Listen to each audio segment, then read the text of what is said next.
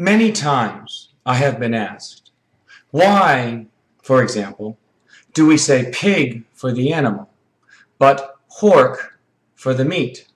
Or why do we say cow for the animal and beef for the meat that comes from it? Well, to understand why we do this in English, you need to have a little bit of a history lesson. English, at its root, is a Germanic language. English's roots are from German, and many of the basic words in English come from the German language. However, many other words, a large amount of English vocabulary, particularly some of the more cultural-related words involving art, music, government, diplomacy, and whatnot, come from French. A lot of English words have Latin roots via the French language. Well, why is that? Well, in the waning days of the Roman Empire, more than 1,500 years ago, groups of Germans settled in what is today England, dominated by two tribes called the Angles and the Saxons. That's where we get the name Anglo-Saxon, which is what people from England are often called, and Angle became the root for England. Angle, ing, E-N-G, ja, land, England. Okay, so where does French enter the picture? Well, in the year 1066, a man by the name of William the Conqueror, who came from Normandy, France, conquered England. Now, William was actually a Norman Viking. The Vikings had conquered northern France 100 to 200 years earlier and were said to have actually become more French than the French. They adopted the French language, adopted French customs and culture. When William conquered England in 1066, well, for the next 3 centuries, for the most part, the nobility and the wealthy in England spoke French, not English. The common people still spoke the early versions of the English language, but the nobility and the wealthy spoke French. So the poor, who worked the farms but rarely eat meat, would use English. So the animal names would retain the Old English roots, many of which derive from early German languages. However, the wealthy people who could eat meat would speak French. So the names of the meat that they're eating, the prepared meat, would be in French, not in English. So the animal names retained their Old English roots, but the meat names came from French. Let me show you what I mean. We have pork. Now, most of these words, except for the last one, entered English in the last half of the 13th century, from 1250 to 1300. This would be more than 200 years or so after the invasion. That's how long it took these words to actually work their way from the French-speaking nobility into the new English language that was developing at this time in history. So we have pork. Well, the old French word, and also the modern French word for pig, is porc, P-O-R-C, which comes from the Latin porcus. Okay? Now, here's another history note here. English is a Germanic language. French is not. French comes from Latin. French is a Latin language, or a Romance language.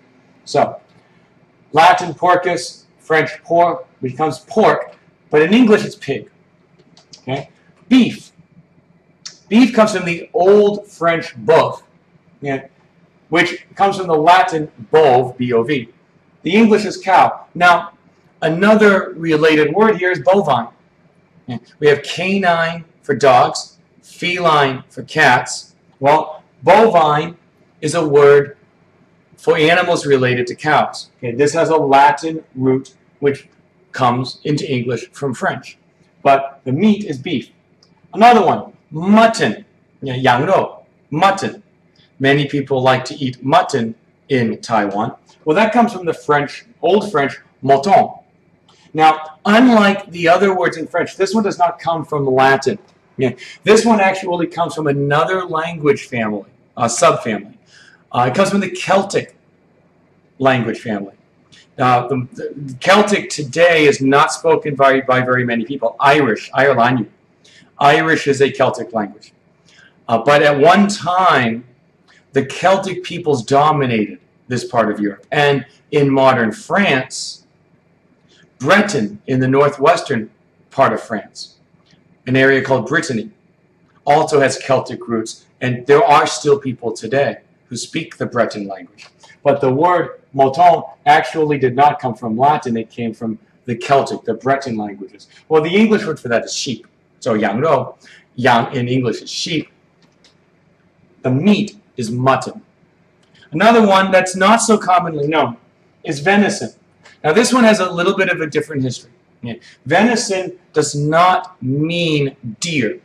Okay. We use the word venison for deer meat, okay. 鹿肉, but it does not come from the word for deer. Okay. It comes from the Old French for varition, or the Latin venation. But the English word for these is hunting.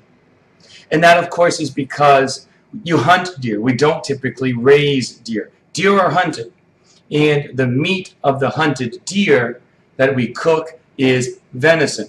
Now, originally, when the word entered the language in the 13th century, it referred to all hunted meat, okay? Whether it be rabbit or deer or fox or any other meat that might have been hunted. But in modern English, it's used specifically in reference to deer meat, which people do still eat. In parts of the United States and Canada, people still do hunt deer and eat the deer meat. Then we have another word that entered the English language about 100 years later in the last half of the 13th century, but it's commonly used, poultry. Poultry is used for any kind of bird that we might eat, that we raise. In Taiwan, it's very common to eat chicken and duck. Yeah. These are kinds of poultry. Geese or goose is also poultry. We eat goose meat. Yeah. This is all a kind of poultry. Another kind of poultry that they did not know about in England at the time, but many Americans, and even here in Taiwan, we like to eat today, is turkey. And of course, the reason they did not know that was because turkey is native to North America. And Americans eat turkey at Thanksgiving and other times of year. In Taiwan, we eat turkey as part of 甲一火鸡肉饭. Well, all of this turkey comes from the old French meaning pouletterie, which in English is a reference to domestic fowl. Domestic meaning stuff that we raise. So domestic fowl, fowl is birds. So we raise these birds. And all of these birds, we raise duck, we raise turkey, we raise goose, we raise chicken, and we eat them. All of these is poultry. So if you go to your local Costco or go to a supermarket in the United States and you see the big sign poultry, that means you're going to find these meats in that section of the supermarket. So that comes from the old French meaning domestic fowl, and the modern French word poulet, which you'll see in many French restaurants. If you see the word poulet, P-O-U-L-E-T, simply means chicken in French. So, let's practice. Duck, chicken, turkey, and goose are all kinds of, well, we kind of just went over that. They're all kinds of poultry. Number 2, farmers raise so we can eat bacon, ham, and other products.